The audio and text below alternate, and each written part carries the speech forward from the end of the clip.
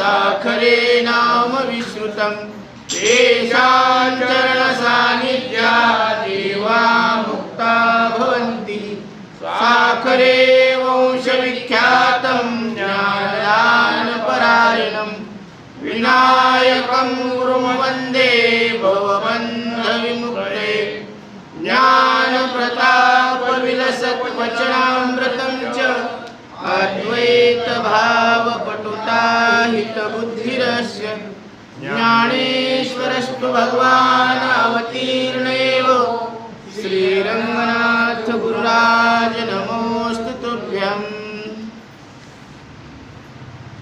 विद्वान मूर्ख न कळे मानापमान सारखे सोहळे दुराचारी ग्रह बनविले दासी झाल्या पापिनी हार अलंकार वेश सुरू झाला वेशापरीश चालणे बोलणे पर बसण्यास दुराचार दिसतसे क्रीडा संभोग विहार स्त्री पुरुष करीती एकत्र पुरुष स्त्री वेशांतर आनंदाने करीती ऐश्वर्य नसुनी असुनी नास्तिक बने समर्थ पूर्वजा आणि उने मित्र स्वार्थासी नाशविने कुटिलपणे वागे त्यासी परद्रव्याची सुटली हाव उच्च कुळी दावी नीच भाव ब्रह्मचर्या नाही ठाव विपरीत नियम झालेसे।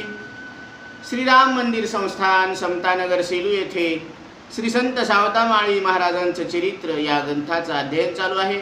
130 क्रमांकाच्या ओळीपर्यंत आपलं चिंतन आलेलं आहे। यापुढे सावता महाराज सांगतात,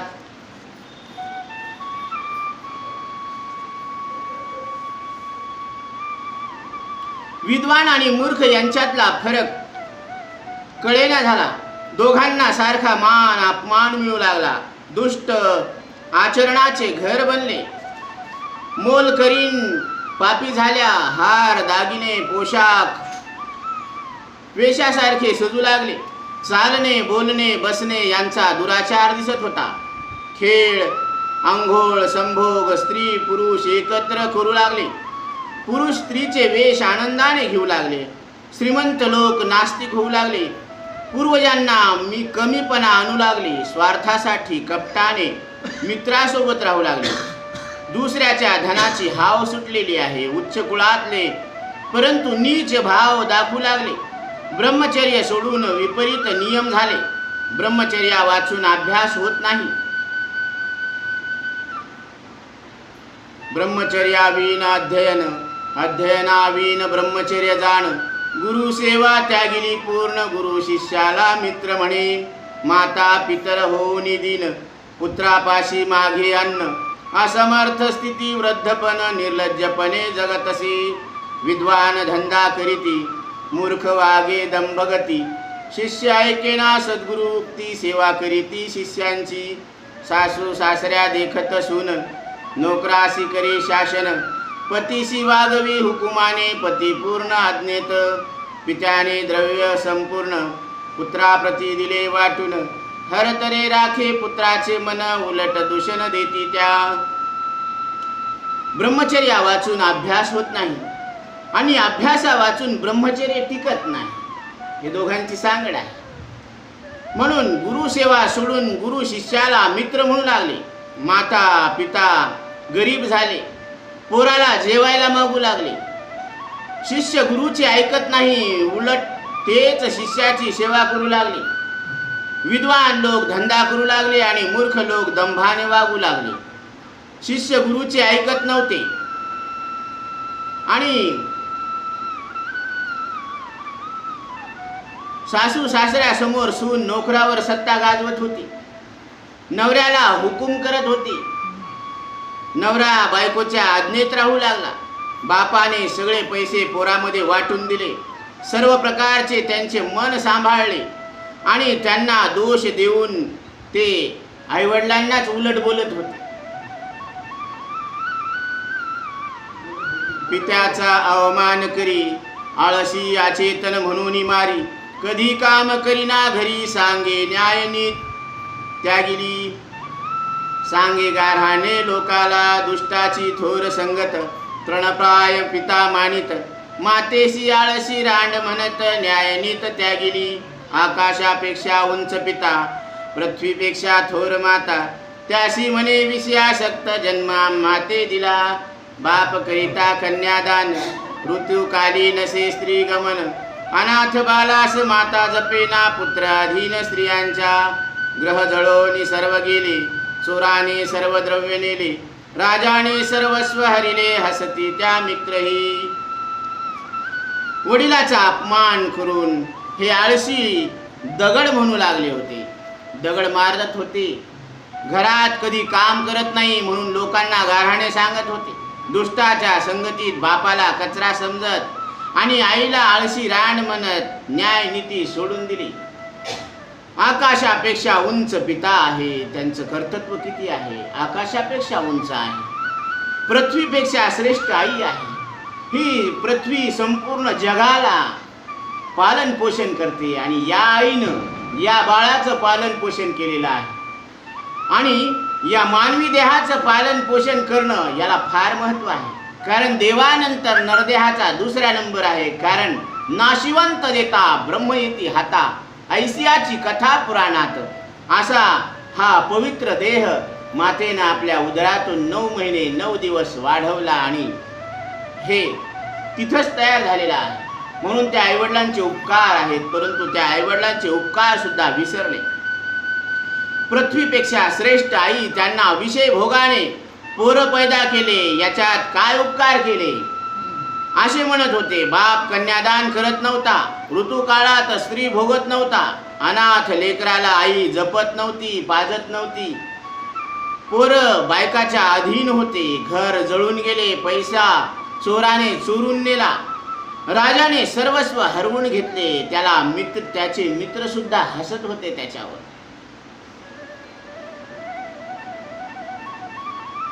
बाप पातिव्रत्य श्रेष्ठ थोर, त्यागोनी स्त्रिया होती जार. पतिव्रता ढोंग थोर, पुढील परी साधित असे. मंत्र तंत्रे पती वश करीती, पती मंद येण्या औषध देती. घोर उपाय साधिती, ढोंगी मती कुटील. दुर्जन संग मद्यपान, पती त्याग वनी गमन. तीर्थयात्रेस एकटे जाणे करीती दुष्ट स्त्रिया. स्वप्नशील वृत्ती थोर, रात्रंदीन निद्रेचा जोर. परग्रही राहे निर्भर, दुष्टपणा कारण हे. लबाड साहसी अति माया, मूर्खपणा अति लोभ निर्दया. अशौचपणाच्या खाणिया, स्त्रिया झाल्या सर्वस्वी. याप्रमाणे पतिव्रता धर्म सोडून स्त्रिया जार झाल्या. पतिव्रतेचे ढोंग करून पुढील प्रमाणे काम करत होत्या. मंत्र तंत्राने नवऱ्याला वश करत नवरा मंद म्हणजे मूर्ख होण्यासाठी त्याला औषध देत होत्या. कपट बुद्धीने ढोंगी दुष्ट उपाय करत होत्या आणि दुष्टासोबत दारू पेत होत्या. नवरा सोडून वनामध्ये फिरत या दुष्ट स्त्रिया तीर्थयात्रेला एकट्या जात होत्या. स्वप्न पाहण्याची वृत्ती होती. रात्रंदिवस झोप घेत होत्या. दुसऱ्याच्या घरावर अवलंबून राहणे हे दुष्टपणाचे कारण होते. लबाड, धाडसी, मायावी, मूर्खपणा यांनी लोभी, निर्दयी, घाणीच्या खाणी झालेल्या आहेत. बाया सर्वपणे झाल्या. दारू, मांस, संभोग याचा नियम तुटला. लग्नविधी भंग पावला आणि स्वैर आचरण करू लागले. मद्य मांस मैथुन याचे सुटले नियमन. लग्नविधी गेला भंगून, स्वैराचरण करीती. स्त्रियांच्या कामाचा जोर, माता पिता बंधू साचार. श्रेष्ठ पती त्या गुणी होती जार, स्वैराचार प्रबळ. स्त्रियांचा जरी ठेविला मान, पतीचा त्या करीती अपमान. मूल बाळ निमित्त साधून पती आज्ञा भंगिती. दुजांचे ऐश्वर्य पाहून दरिद्री भ्रतारा देती दूषण. पती कार्यास आणि विघ्नती जाणावी अपतिव्रता. पुरुषही नास्तिक झाले, दुराचार आरंभिले. गुरु स्त्री गमन पाप झाले, अभक्ष भक्षणी आसक्त. या पद्धतीने दारू, मांस, संभोग याचा नियम तुटला. लग्नविधी भंग पावला. स्वैर आचरण करू लागले. स्त्रियांच्या कामाला वेग आला. आई वडील भाऊ नवरा सोडून जार झाल्या, प्रभावी झाल्या आणि नवऱ्याची आज्ञा मोडत होत्या. दुसऱ्यांचे ऐश्वर्य पाहून नवऱ्याला दोष देत होत्या. नवऱ्याच्या कामामध्ये अडथळा आणणारी अपतिव्रता ही नवऱ्याची आज्ञा मोडत होती आणि पुरुषही नास्तिक झाले. दुराचार सुरू झाला. गुरुपत्नी सोबत भोगाचे पाप झाले. जे खाऊ नये ते खाण्यात आसक्त झाले. शिष्टाचार मर्यादा सोडून दिली. तेजहीन अवस्था झाली. पशुमध्ये त्याला मोजू लागले. लक्ष्मी पळून गेली. ज्याला आशा, श्रद्धा, धृती, शांती, क्षमा सोडून जातात त्याचे ऐश्वर्य धारण करण्यासाठी शक्ती संपून जाते. शिष्टाचार मर्यादा त्यागिली. तेजोहीन स्थिती झाली. पशुत त्यांची गणना झाली. लक्ष्मी गेली पळोनी. जया, आशा, श्रद्धा, धृती, शांती, क्षमा, विजिती, सन्नती, ऐश्वर्य धारणा शक्ती सर्व गेली तयांची. निषिद्ध कर्म सर्व थोर कथिले करावया दूर. सावत्याशी पैलपार देवे अगोदर ठेविले. नीती ज्ञान पवित्र चोख आपत धर्म रोक ठोक. सावता जाण तसे सम्यक देवे शक्ती दिलीसी. अनादि धर्मे वर्तता जन गतानुगतिक वागती जाण. लुप्त होय धर्म ज्ञान मुक्तपण मग कैचे. याप्रमाणे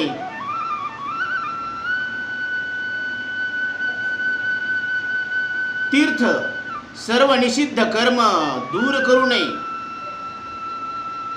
आणि निषिद्ध कर्म सर्व दूर करून देवाने सावताला आधीच पलीकडच्या तीरावर ठेवलेले आहे. कारण शास्त्रानं जे सांगितलेलं आहे हे करू नका, तर ते आधीच देवाने ती योजना केली आणि सावता महाराजांना याच्यापासून बाजूला ठेवलं. अनादि कालाने धर्माप्रमाणे परंपरेने लोक वागायला धर्म ज्ञान लपले. मग मुक्ती कशी मिळेल? परंपरेनं जे अधर्म आहे तेच करू लागले, मग मुक्ती कशी मिळणार? अधर्म धर्म झाला. अधर्माचा धर्म जगू लागला. या विपरीत गतीला स्वतःच्या अनुभवाने जाणले. कारण खोटे बोलणे हे पाप आहे. वेळ प्रसंग जाणून हित अहिताचा विचार करावा. कारण धर्मची अधर्म होय. ज्यावेळेस धर्मच काय होत असतो, अधर्मामध्ये रूपांतरित होतो. अधर्मी धर्मजी, अधर्मामध्ये धर्म आता जिवंत राहू लागला. या परीस विपरीत गतीस तये स्वानुभवे जाणिले. असत्य बोलणे पाप थोर परी प्रसंग जाणावा समग्र. परंतु प्रसंग जाणावा. कसा प्रसंग आहे, मग इथं खोटं बोलावं का न बोलावं? हिताहित करुणी विचार. असत्यही बोलावे. हित आणि अहित या दोघांचा विचार करावा आणि जर हित होत असेल तर असत्य बोलावं.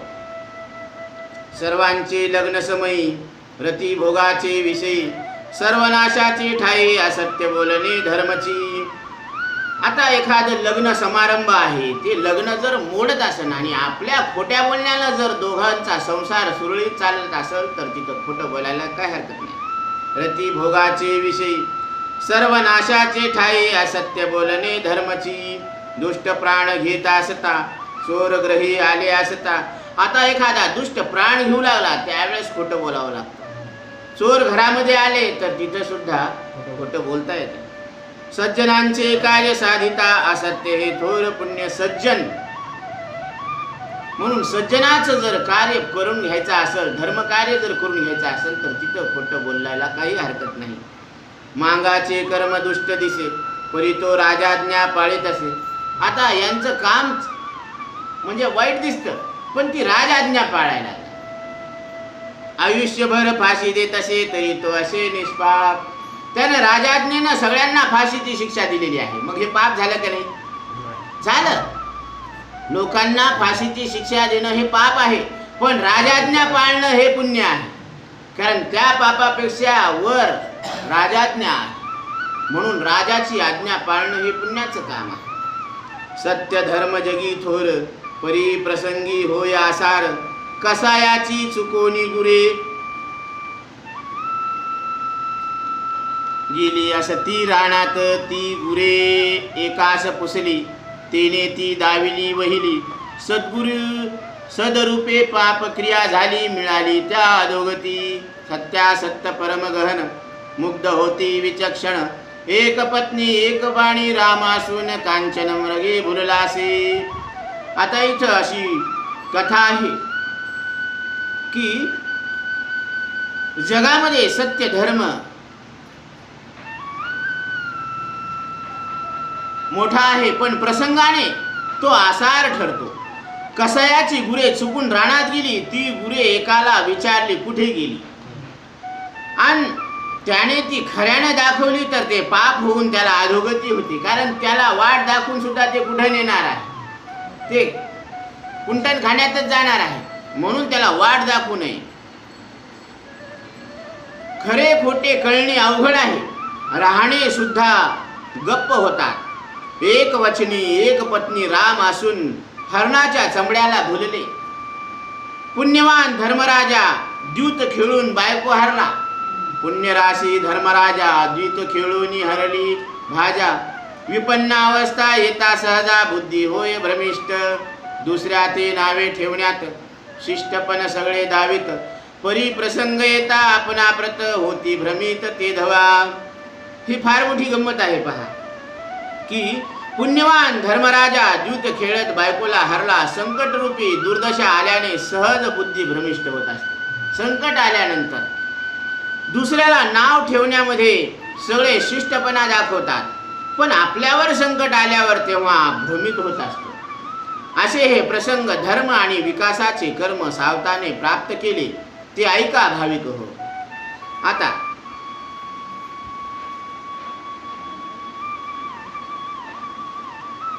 ऐसे हे प्रसंग धर्म आणि उन्नतीचे कर्म साधी सावता निरुपमा ते ऐका भाविक हो. धर्माचरणे धैर्यवान दिव्य धर्मी सदा रममान. करीती अध्ययन यज्ञ ज्ञान त्याधीन संपत्ती. मृत्यू अग्नी यम पावन विष असी धारा तीक्ष्ण. यांचे स्त्रियांसाठी अधिष्ठान नियमितो चतुर. शास्त्राधारे पाणी ग्रहण वस्त्रभूषणे देऊनी मान. पुत्र कन्या हेची नियमन सज्जनी खूण जाणली. तर असे हे प्रसंग धर्म आणि विकासाचे कर्म सावता महाराजांनी प्राप्त केलेले आहेत. धर्माचरणावर धैर्यवान दिव्य धर्म करण्यामध्ये नेहमी रममान असत. अभ्यास करून यज्ञ दान करत असतात. त्यांच्या अधीन संपत्ती राहते. जे यज्ञ दान करतात, अध्ययन करतात, देव अतिथी पितर गुरु यांचा आदर करत असत. स्वच्छ घर ठेवून राहत असतात. कारण घर कसं असायला पाहिजे, स्वच्छ असायला पाहिजे. त्याच्या अधीन स्त्री असते. जिथं घरामध्ये स्वच्छता असते तर त्या घरामध्ये पतीच्या अधीन स्त्री असते. मृत्यू अग्नी यम वारा यांचे स्त्रियांचे ठिकाणी अधिष्ठान आहे. जो नियमन करतो तो हुशार आहे. या सगळ्यांचं जो नियमन करतो तो मात्र कसा आहे, हुशार आहे. शास्त्रयुक्त पद्धतीने पित्याने मुलीचे लग्न लावून देणे, वस्त्र अलंकार देऊन मान करणे ही सज्जनांची खूण आहे. कारण मुलगी आपल्या घरी आहे ही सगळ्यात मोठी संपत्ती आहे. तो भगवान भाग्यवान आहे. ज्याच्या घरी मुलगी आहे तो भाग्यवान आहे. कारण हा सुद्धा एक दान आहे. कन्यादान, अन्नदान, रक्तदान आणि ज्ञानदान असे दानात फार मोठे प्रकार आहेत. परंतु कन्यादान हा त्या पित्याचा अधिकार आहे. हे सज्जनांचं काम आहे. म्हणून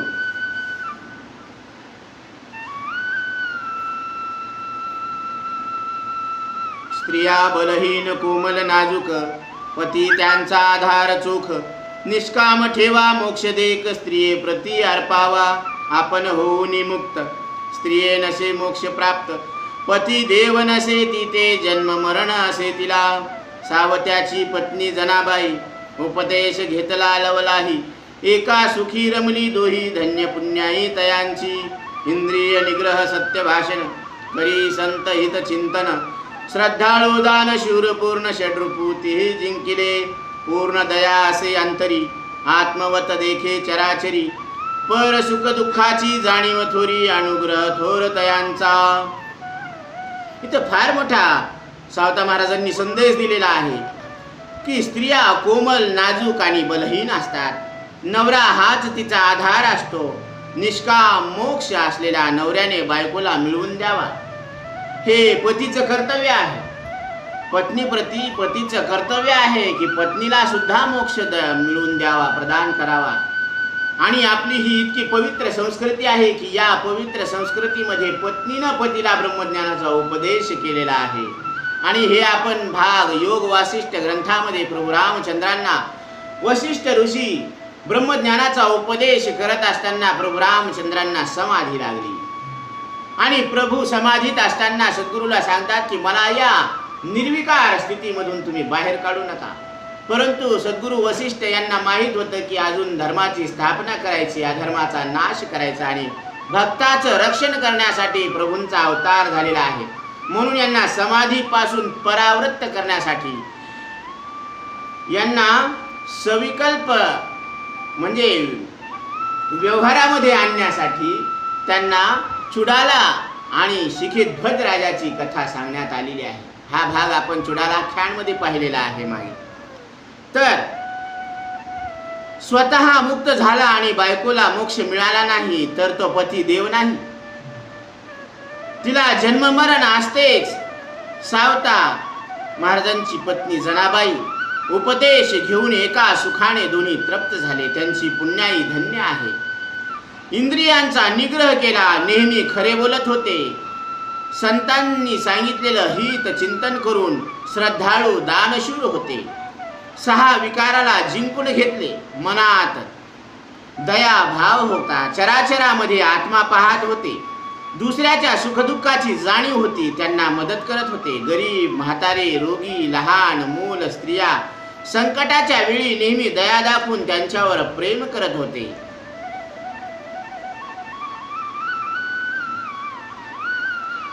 दीन वृद्ध निर्बल रोगी बाल स्त्रिया संकट प्रसंगी सदैव दया वसेयांगी प्राप्ती विभागी प्रेमेत्या त्रासिक खिन्न उद्वेगी रोगग्रस्त क्रस्य सर्वांगी सर्वास पहारात दुःख पीडिता लागी धीर थोर देतसे सदैव प्रिय भाषण योग्यतेनुरूप थोर मान पवित्र तीर्थाचे स्नान त्यासे सर्व काळ आहार विहार शयन नियमित कालानुक्रमेण पर स्त्री माते समान शांतीपूर्ण अंतरी ऐशाया थोर उपाई सावता सायकरी सर्व ठाई जन्मोजन्मी भक्तीची नवाई चालविली देवाने. आणि याप्रमाणे खाणे पिणे फिरणे झोपणे काला नियमानुसार काळानुसार करत होते. परस्त्री आई मानून मनामध्ये पूर्ण शांती होती. अशा या उपायांनी सावता महाराजांनी सर्वांना मदत करत होते. ही जन्मोजन्मीची भक्तीची ही नवलाई होती आणि त्यांच्या हातून देवाने ही चालवून घेतलेली आहे. मागील जन्मी सकळ देवे केलासे प्रतिपाळ जे जे झाले अवतार खेळ सावता चोखाळ रक्षिला बहुता जन्मीचा सांगाती तो हा असे कमळापती देव भक्ताची अनुपम ख्याती देवाधिका अगम्य देव मनोगता विन इच्छा नसे सुखरूप होऊनी असे इच्छा भाव मोक्ष रसे हे साह्य देवाचे सावता हा पुण्यशील वेदशास्त्र जाणे सखोल वाचे निगती जे जे बोलते समस्त वेदची वेदरूप असती अभंग तो उपनिषद भाग चांग ते लिहावे अव्यंग करी देव योजना. इथं देवानं सावता महाराजांना कशा प्रकारे सहायता केली हे सांगतात. देवाने पालन करून अवतारात जो जो खेळ झाला त्यातून सावता महाराजांचे रक्षण केले. कारण अनेक अप्रिय घटना जीवनामध्ये घडलेल्या आहेत. त्यांचं शेत जाळण्यात आलेलं आहे. सगळ्या पिकाची नासधूस झालेली आहे. तिथे सुद्धा देवानं त्यांची सहायता केलेली आहे. त्यातून सावता महाराजांचे रक्षण केले. बहुत जन्माचा हा सांगाती आहे. हा कमळापती ही देव भक्ताची प्रसिद्धी देवाधिकांना सुद्धा कळाली होती. देवाला मनोगता वाचून इच्छा होत नाही. देवाचं मनोगत सांभाळण्या वाचून सावता महाराजांची दुसरी कोणतीच इच्छा नव्हती. मोक्षाची इच्छा ठेवून सुखरूप होऊन राहतात ही मदत देवाची होती. सावता महाराज पुण्यवान आहेत. वेदशास्त्राचा अर्थ ते जाणत आहेत. ते जे जे बोलतात ते सर्व वेदच आहेत आणि अशा पद्धतीने अभंग वेदरूप असतात. तो उपनिषदाचा चांगला भाग आहे. ते लिहिण्यासाठी देवाने एक योजना आखली आहे.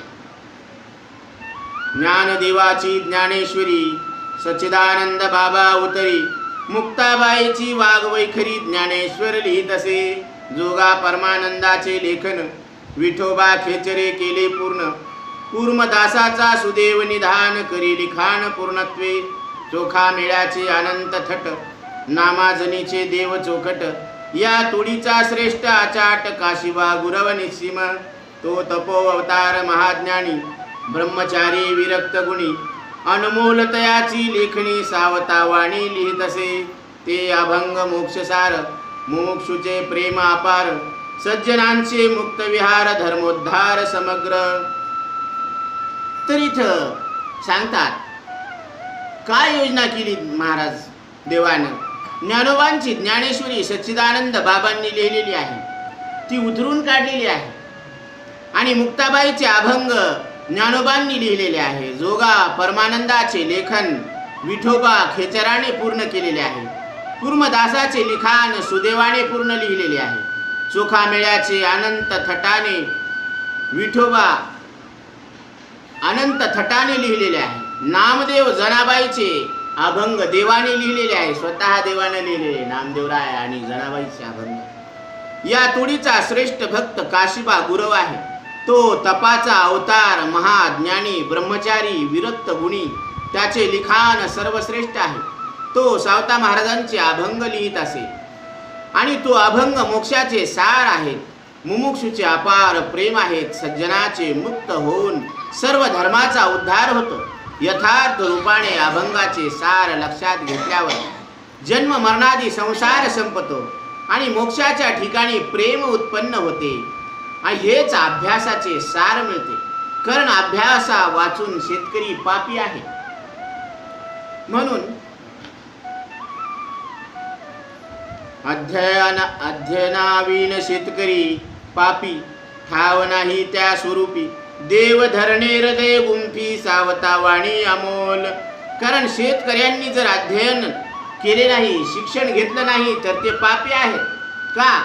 कारण त्यांना ठाव नाही त्या स्वरूपी, त्या स्वरूपाचा त्यांना अनमोल ठेवा लाभत नाही. देव धरणे हृदय गुंफी, सावता वाणी अमोल. सावता महाराजांची वाणी अशी अमोल आहे, अनमोल आहे की देव हृदयामध्ये धरण्याचं जे गुंफन आहे. म्हणून मनाची गुंफी गुंफिला असेला, बाप रखुमा देवीवरू विठ्ठलू अर्पिला. मोगरा फुलला मोगरा फुलला. अशा पद्धतीनं हा मनाचा मोगरा फुललेला आहे आणि हा मनाच्या गुंफीनं गुंफायला पाहिजे. मनाची एक एक गुंफण आहे. मनाच्या वृत्त्या अनेक आहेत. अनंत बुद्धीचे तरंग, क्षणोक्षणा पालटते रंग. करू जाता संग तव तव होयती बाधक. पोथीला येण्याच्या आधी विचार अगोदर वेगळेच असतात. इथं आल्यावर सात्विक विचार असतात आणि इथून गेल्यानंतर वेगळेच विचार असतात. तर ही विचाराची धारा आहे. तर ह्या सगळ्या विचाराच्या एक एक एक एक फूल भगवंताच्या चरणी अर्पण करायचं आणि अशी ही गुंफण करून हे मनच विठ्ठलाच्या चरणी काय करायचं? अर्पण करायचं. म्हणून मन हा मोगरा अर्पुणी ईश्वरा, पुनरपी संसारा येणे नाही. एकदा हे मनरूपी मोगरा भगवंताच्या चरणी विठ्ठलाच्या चरणी अर्पण केल्यानंतर त्या जीवाला परत जन्माला आणि मृत्यूला येणं घडत नाही. त्याची सरली येरझार झाला सफल व्यापार. सत्यव्रत इंद्रिय निग्रह, लोभ जय भक्ती आग्रह. सावता भक्ती क्रम प्रवाह, अध्ययने साधावा. सत्याचं आचरण आहे असं व्रत धरलेलं आहे. इंद्रियांचा निग्रह आहे. विषयापासून इंद्रियांना परावर्तित करायचं आणि कुठे लावायचं? इंद्रिया देऊनी कवाड हृदयी भोगी. इंद्रियाचे जे कवाड आहे ना ते बंद करून हृदयामध्ये भोगायचं. म्हणून भुंग टक्के पट खोल तो हे पिया मिलेंगे. आता जर आपण पडदा घालून ठेवला तर मग पतीचं दर्शन कसं होईल? तसं जर आपण अज्ञानाचा पडदा आपल्या डोळ्यावर आणला तर देवाचं दर्शन होईल कसं? देव आहे, समोर आहे, मागे पुढे उभा राहे सांभाळीत आलिया आघात निवाराया. आपण देवाच्या कॉन्टॅक्ट मध्ये आहे. हा मोबाईल देवाच्या रेंज मध्ये आहे. ते म्हणे रेंजच लागण हो. रेंज म्हणजे काय? दिसती का रेंज? मोबाईल तर सगळे वापरते, मग मोबाईलची रेंज दिसती का? नाही दिसत ना. मग ते रेंज मध्ये या म्हणते, तुम्ही थोडं बाहेर या, मग फोन लागतो. तसं प्रत्येक जीव हा देवाच्या रेंज मध्ये आहे. याचा काय प्रूफ आहे की नाकामधून येणारा 24 तास अखंड प्रवाह हा वायूचा, श्वासांचा. म्हणून सासू की माला पे सिमरू मैं हरि का नाम. प्रत्येक श्वासागणिक मी विठ्ठलाचं नाव घेणार. याच्यात तुम्हाला कोण आडवं येणार? मग आपण घेत नाही का? कोणी आडवं यायला लागलं, आपण घेत नाही. मग श्वासागणिक नाव घ्यावं का सांगितल्यावरच घ्यावं? कसं बाबा? श्वासागणिक नामस्मरण व्हायला पाहिजे. म्हणून इंद्रियापासून विषयांचा काय करायचा? निग्रह करायचा. इंद्रिय निग्रह, लोभ जय भक्ती आग्रह. लोभावर जय प्राप्त करून घ्यायचा, कारण त्याच्याजवळ आहे आणि आपल्याकडं नाही, काय हरकत नाही. आपल्याकडे नसले तर काय हरकत नाही. म्हणजे लोभावर जय प्राप्त करून घ्यायचा. यण काय होईल? सावता भक्ती क्रम प्रवाह अध्ययने साधावा. सावता महाराजांची जी भक्ती आहे ती क्रमाक्रमानं, पायरी पायरीनं, पावला पावलानं, हले हले काय करायची? ही भक्ती संपादन करायची. भक्ती क्रमे यथार्थ वागता. आणि या भक्तीच्या अनुरूप आपण जर वागू लागलो तर लाभे देवयान मार्ग आयता. देवयानाचा मार्ग आपल्याला आपोआप आयता म्हणजे सहज मिळत असतो. सत्यलोकी होय राहता नंतरी मोक्षास. त्याचं सत्यलोकामध्ये त्याचं राहणं घडत असतं आणि मग त्याला मोक्ष प्राप्त होत असतो. सावता वाणीचे हे सार लिहीन ग्रंथ असे विचार. मोक्ष शास्त्राचे वरील प्रकार लाभेल त्यात भाविका. हे संत महात्म्य म्हणजे सावता महाराजांची जी वाणी आहे, या वाणीचं हे सार आहे असा ग्रंथ लिहिणार आहे. या मोक्षशास्त्राचे वरचे जे प्रकार सांगितलेले आहेत आतापर्यंत, तर लाभेल त्यात भाविका. भाविकाला हे सगळे लाभ मिळणार आहे. कर्तव्याचा करीन आश्रय दैविक आधार तुमचा होय. मी कर्तव्याचं काय करण? आश्रय करणार आहे. माझं जे कर्तव्य आहे ते मी पूर्ण इमानदारीनं पार पाडणार आहे. दैविक आधार तुमचा होय. त्याच्यामध्ये दैविक आधार तुमचा आहे मला. फल निष्पत्तीस उणीव काय मजमुळी दिसेना. फल निष्पन्न झालं का नाही झालं तर याची मला कमतरता भासत नाही. श्री सावता गाथा व अभंगसार. श्री सावता महाराजांचा गाथा आणि अभंगसार ग्रंथ नामाभिधान विचार. माझे हे मनोरथ प्रकार सावता प्रेमानेच साधती. हे सावता महाराजांच्या प्रेमानच त्यांचा गाथा, त्यांचे अभंग लेखन आणि ग्रंथ हे सगळं त्यांच्यामुळं हे मनोरथ पूर्ण झालेलं आहे. असो प्रस्तुत प्रसंगी असो. आता या प्रसंगामध्ये सावत्या देव साह्य सर्वांगी. सावता महाराजांना देवाने सर्व रूपानं, सर्व प्रकारानं सहायता केलेली आहे. ती कथा तुम्हा जोगी वाखाणली यथामती. ती कथा तुमच्या समोर आम्ही यथामती म्हणजे जशा बुद्धीला येईल तसं आम्ही तुमच्या समोर मांडलेली आहे. शब्दातीत ते वर्णन वेदशास्त्रा अशक्य खून. संत जाणती अंतर्ज्ञाने सुखी संपूर्ण होती ते. मज नसे काव्यज्ञान कोश व्याकरण नाही पठन. छंद शास्त्राचे न कळे लक्षण परिपूर्ण अडाणी मी कसा आहे. तर अडाणी आहे. हे जे काही आहे कर्तव्याचा आश्रय करून तुमचा दैविक आधार होईल. फळ मिळण्याला कमतरता मला मुळीच दिसत नाही. श्री सावता गाथा व अभंगसार ग्रंथाला नाव देण्याचा विचार माझ्या मनातले हे जे सगळे प्रकार आहेत हे सावता महाराजाप्रमाणेच प्रेमानेच पूर्ण होतात त्या आणि ते मिळत असतात.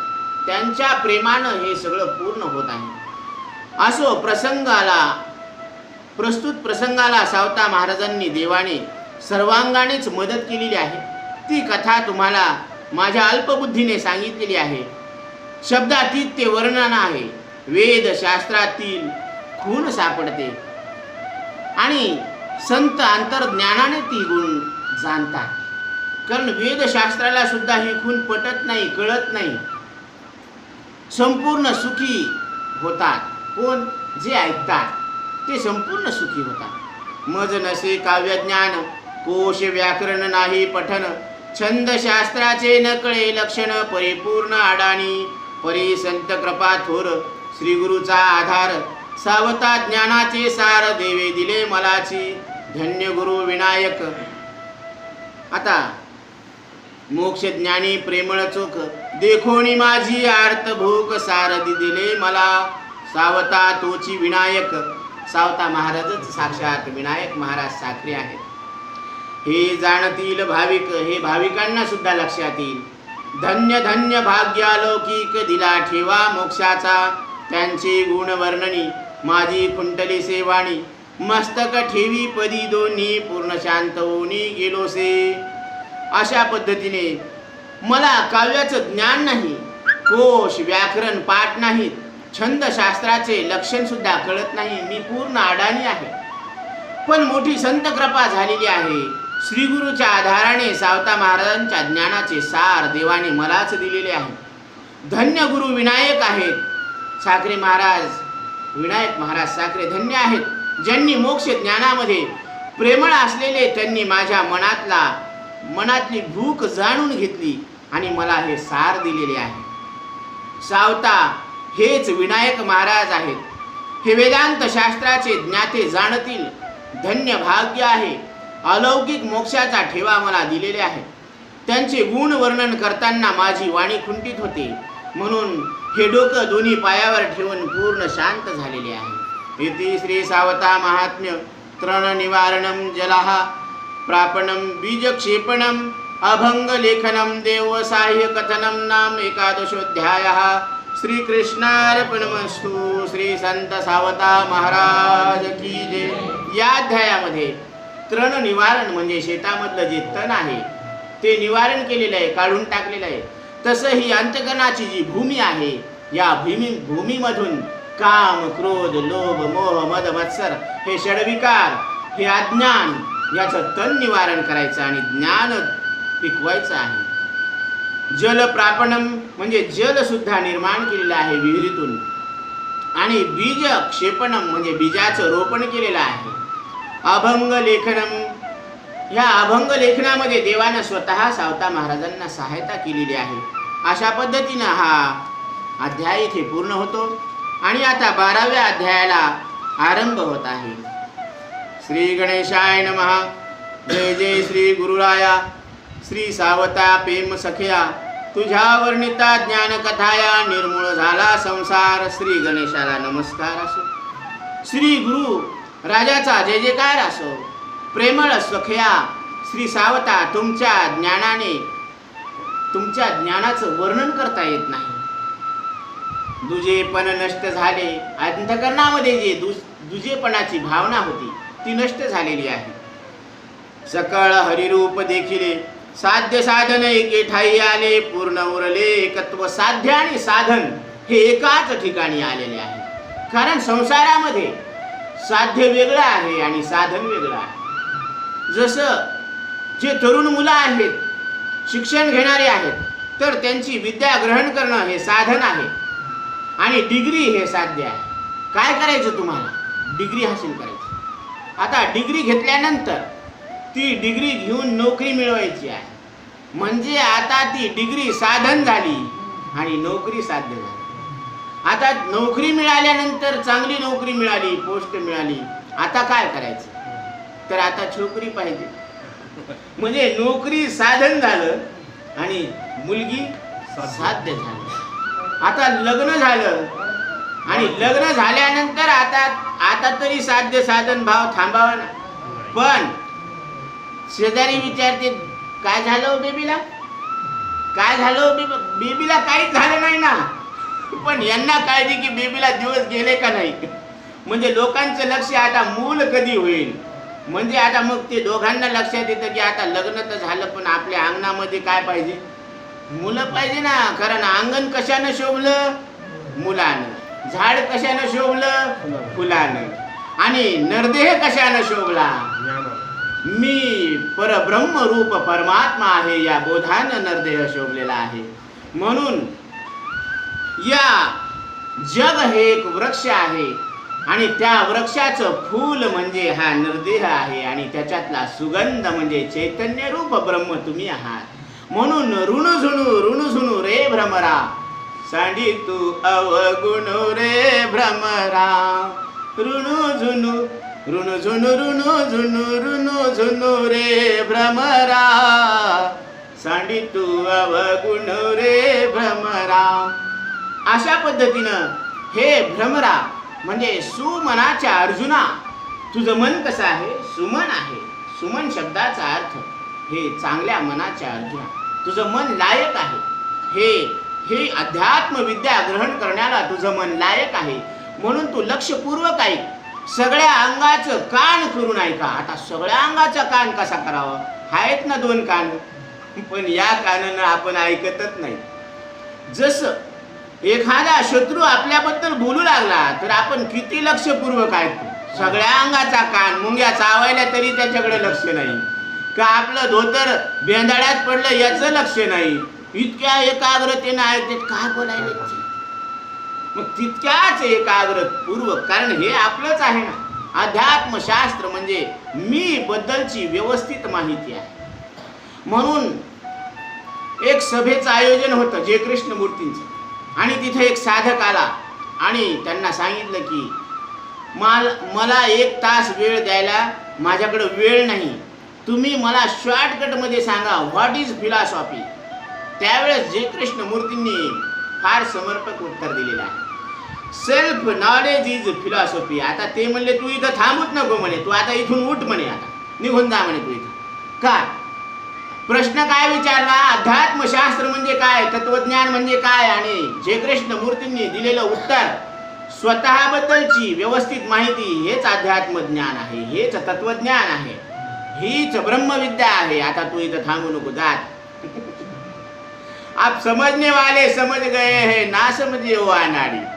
कारण मी बद्दलची आहे मी हा कोण, करावा विचार म्हणे ज्ञानेश्वर निवृत्तीचा.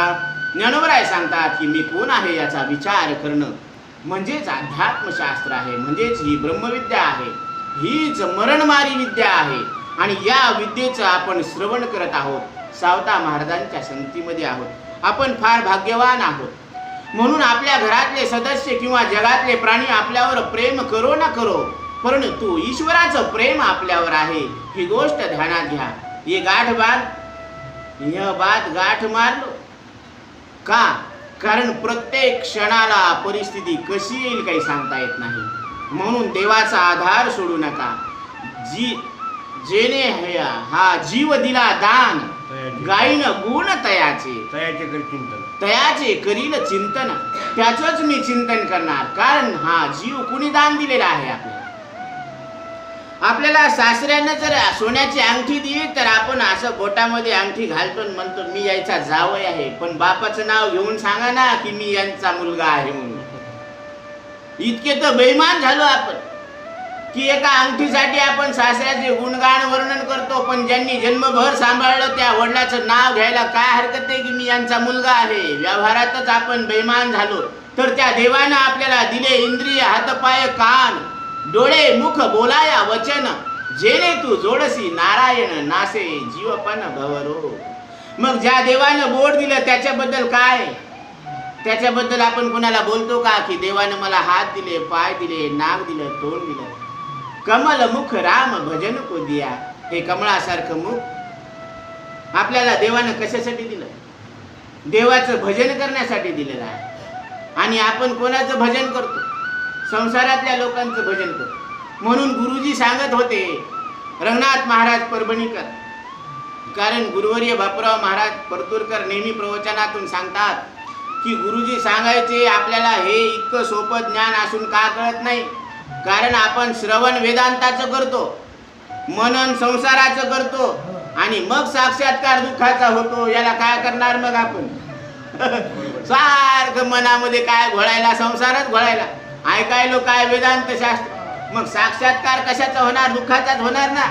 म्हणून जो देखे सो दुखिया बाबा सुखिया मिलान कोय, ब्रह्मा विष्णू महेश दुखिया जिनने सृष्टी कमाई रे, ज्यांनी ही सृष्टी कमवली ते सुद्धा दुःखी आहेत.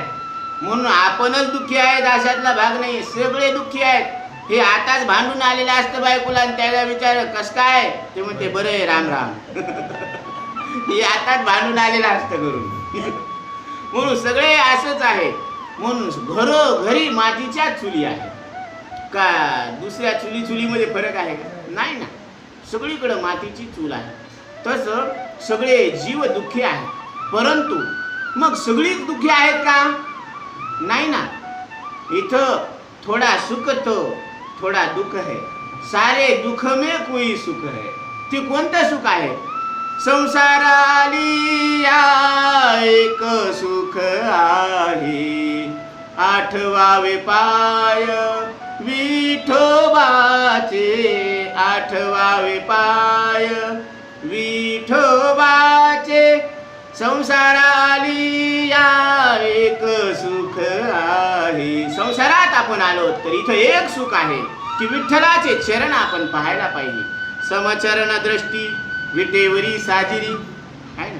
म्हणून त्या तेथे माझी दृष्टी तेथे माझे हरी, तेथे माझे हरी वृत्ती राहो. तिथं माझी वृत्ती राहो. देवाला केलेली प्रार्थना आहे की इथं जर आपण पाहिलं तर हे सुख आहे. कारण सर्व सुखाचे आदर बाप रखुमा देवीवर, तो हा विठ्ठल बरवा, हे महावाक्य. कारण तो विठ्ठल इथं आहे, आता आहे, इथं आहे, प्रत्यक्ष आहे, ते तुम्ही येत. मग विठ्ठल कुठं नाही. म्हणून प्रल्हादानं दिलेल्या प्रश्नाला उत्तर दिलं, कुठं नाही माझा नारायण. हिरण्यकश्यप विचारतात कुठं आहे तुझा नारायण, आणि प्रल्हाद उत्तर देतात कुठं नाही माझा नारायण. म्हणून विठ्ठल विस्तारला जणी सप्तही पाताळे भरोनी, विठ्ठल व्यापक त्रिभुवनी, विठ्ठल मुनी मानस. विठ्ठल मुनीच्या हृदयात सुद्धा विठ्ठल आहे. म्हणून तो हा विठ्ठल बरवा. अशा पद्धतीनं रज्जू सर्पवत जग भासे, देवची जगी नटलासे, न पाहता सर्व दिसे मी माझे मावळे. रज्जू सर्पाकार भासियले जगदंबर. म्हणून हे दोरीवर सर्पाचा जसा भास व्हावा तसं आत्मस्वरूपावर हे जगत भासलेलं आहे, आणि ते आत्मस्वरूप आपण आहोत. देवची जगी नटलासे, सगळा देव नटलेला आहे. आणि न पाहता सर्व दिसे मी माझे मावळे. हे न पाहताच दिसायला लागलं की सगळीकडे देव आहे. दगडात देव आहे, पशु पक्ष्यामध्ये देव आहे, मूर्तीमध्ये देव आहे, भिंतीमध्ये देव आहे. जे जे दृष्टीला दिसायला लागलं तर ते काय वाटायला लागलं? हरिरूप. जे जे दृष्टी दिसे ते ते हरिरूप. पूजा ध्यान जप त्यासी नाही असं. आणि मी माझेपणा मावळून गेलेला आहे. विश्वंभरी ओळखी झाली. विश्वंभर परमात्म्याची ओळख झालेली आहे. सखी सहोदरे नष्ट पावली, सूर्योदय समयकाली नक्षत्रे लोपती जीवी. सूर्य उदय झाल्याबरोबर चंद्र आणि तारांगण कसं लोप पावतात, त्या पद्धतीनं हे विश्वंभराची ओळख झाल्यानंतर मग मी आणि माझेपणा मावळून गेलेला आहे. कार्यकारणासहित अविद्येचा लय होत, नेती नेती या खुणे पावत, निजस्थान आपुले. कार्य आणि कारणासहित दुःखाची निवृत्ती झाली म्हणजे अविद्येचा नाश झालेला आहे, आणि नीती नीती या खुणानं आत्मस्वरूपाची ओळख झालेली आहे. नष्ट झाला सर्व काम, बुद्धी झालीसे निष्काम. अंतकरणातला काम म्हणजे इच्छा संसाराबद्दलची, आणि परमात्म स्वरूपाची इच्छा सुद्धा काय झाली? नष्ट झाली. संसार मिळवायचा नाही कारण तो खोटा आहे, आणि देव मिळवायचा नाही कारण तो आपणच आहोत. म्हणून दोन्हीकडून मन कसं झालं? इच्छारहित झालेलं आहे. आणि अशा इच्छारहित मनामध्ये बुद्धी निष्काम झाली. आता त्या बुद्धीला काही काम राहिलेलं नाही. म्हणून अदृष्ट वशे योगक्षेम निश्चळपणे दाखवेसी. आणि अदृष्ट म्हणजे प्रारब्ध आपला खेळ चालू आहे, तो त्याच्या कर्मफळाचं देऊन चुकलेला आहे, आणि आपण ते पाहायचंय. तुका म्हणे उगे राहा, जे जे होईल ते ते पहा. आता प्रारब्धामध्ये जे होईल ते पाहू. आता आता दिवस चारी खेळी मिळी. तुका म्हणे मुक्ती परिणिली नोवरी, आता दिवस चारी खेळी मिळी. अशा पद्धतीने देव भक्ता रूप एक, पाप पुण्य भ्रम देख, प्राक्षा प्राप्त काही एक, तुझ्या भेटी न दिसे.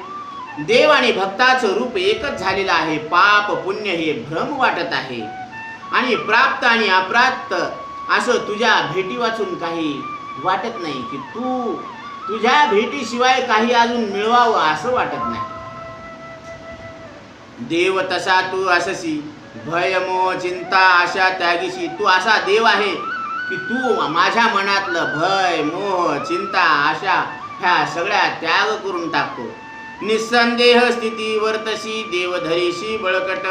देवाला अंतकरणामध्ये असं धरलेलं आहे आणि निसंदेहपणाने वर्तन करत आहेत. सर्वाभूती हा विठ्ठल, तुझा भाव सखोल, सुमन सुवास अमोल ब्रह्मादिका अलभ्य. सर्वाभूती विठ्ठल आहे आणि असा तुमचा भाव सखोल आहे. सुमन सुवास अमोल म्हणजे तुमचं मन निर्मळ झालेलं आहे आणि तुमचा सहवास सुद्धा कसा आहे, निर्मळ आहे. तुमच्या संगतीनं बाकीच्यांना सुद्धा आत्मज्ञानाचा बोध होतो, इतकी तुमची पवित्र संगती आहे. ब्रह्मादिका अलभ्य, परंतु ब्रह्मदेवाला हा लाभ मिळत नाही. सुवासिक फुले निर्मिसी, मन सुमन एकत्वेसी, देवादिका मान्य होसी, धन्य तुची सावत्या. सुवासिक फुले तुम्ही निर्माण केलेली आहेत आणि मन सुमन एकत्वेसी, अशा सगळ्या फुलामधून मन हे काय आहे, सुमन आहे आणि ते मन भगवंताच्या चरणी अर्पण केलेलं आहे.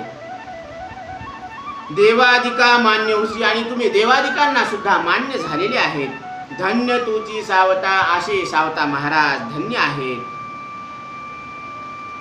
मुक्ती हे तुझे आसन, विषय भोग तद्रूप पूर्ण, साध्य साधनाचे खंडन प्रताप पूर्ण साधिला. मुक्ती हे तुमचं आसन आहे. विषय भोग हे तद्रूपानं पूर्ण झालेले आहेत. विषय तो त्यांचा झाला नारायण, नावडे जन धन माता पिता, म्हणून त्यांचा विषय नारायण होत असतो. ज्ञानीपुरुषाचा विषय नारायण असतो. तीर्थयात्रादी त्या गुण संत संमेलन साधिसी, साध्य साधनाचे खंडन प्रताप पूर्ण साधिला. साध्य आणि साधन हे खंडन झालेलं आहे आणि तुमचा प्रताप पूर्णपणे साधलेला आहे. स्वये संतपणा अधिष्ठान, संताविषयी प्रेमपूर्ण, तीर्थयात्रादी त्या गुण संत संमेलन साधिसी. तुमचं अधिष्ठान हे संत आहे आणि तुम्ही संताविषयी पूर्ण प्रेम धारण करत असतात आणि तीर्थयात्रा यांचा त्याग करून तुम्ही संतांचं जे संमेलन असतं, म्हणजे जी ब्रह्मसभा आहे, त्या सभेमध्ये तुम्ही जात असता. कारण सावता महाराज कधी तीर्थयात्रेला गेलेले नाहीत, पण स्वतः पांडुरंग परमात्मा भेट देण्यासाठी आलेले आहे. हे सावता धन्य आहेत. इथपर्यंत म्हणजे 10व्या क्रमांकाच्या 12व्या क्रमांकाच्या ओळीपर्यंत आपलं चिंतन आलेलं आहे. राहिलेला विषय आपण नंतर घेऊ आणि आजची जी आरती आहे तर ती आपण वेगळ्या पद्धतीने घेणार आहोत. म्हणून सगळ्यांनी आधी बाबा सांगतील त्या पद्धतीने. पुंडलिका वरदे हरी विठ्ठल श्री ज्ञानदेव तुकाराम, पंढरीनाथ भगवान की जय, माऊली ज्ञानेश्वर महाराज की जय.